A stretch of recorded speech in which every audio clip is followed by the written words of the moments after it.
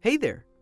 Welcome to Life Noggin. Mental health is important. Just like some of my human friends have conditions that can be more easily seen on the outside, others have conditions that affect them mentally. One of these conditions is schizophrenia. Schizophrenia is described as a severe and chronic mental disorder that can affect different parts of a person's life, such as how they think, feel, and make decisions.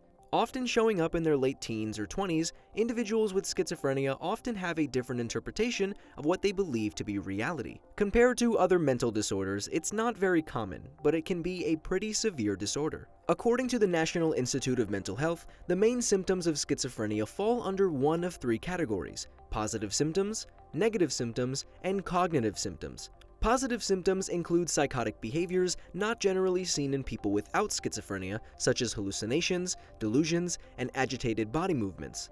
Negative symptoms disrupt the person's behaviors and emotions, such as reduced speaking, difficulty starting activities, and less pleasure in everyday life. Cognitive symptoms include trouble paying attention and trouble using information to make decisions. So once it's figured out that someone has schizophrenia, what is treatment like? Well, since it's a chronic condition that doesn't have a cure, it requires lifelong treatment.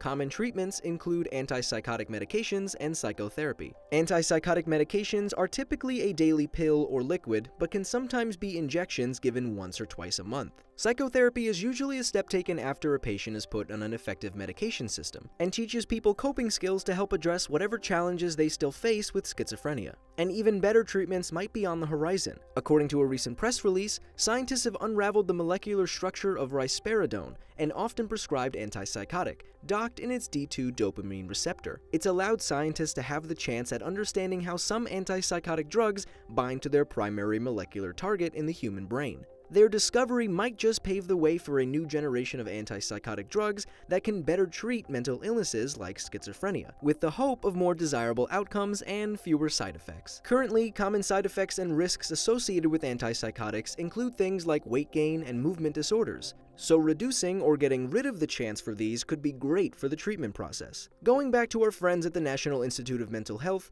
they gave some advice for supporting or caring for someone with schizophrenia. You should help them get treatment and encourage them to stick with it. Maybe even find some support groups if you can. Remember that their beliefs and hallucinations can feel very real to them, so do your best to acknowledge their thoughts and feelings with kindness and respect. I do love it when you humans help each other. So have you or anyone you've known been affected by schizophrenia? If you're comfortable with sharing, let me know in the comments below. If you want to learn more, check out the video we did on what's it like to have ADHD. It can be common to have times of inattention, sporadic motor activity, or even times of impulsivity. But for most people with ADHD, these times are far more severe and frequent. As always, my name is Blocko. This has been Life Noggin.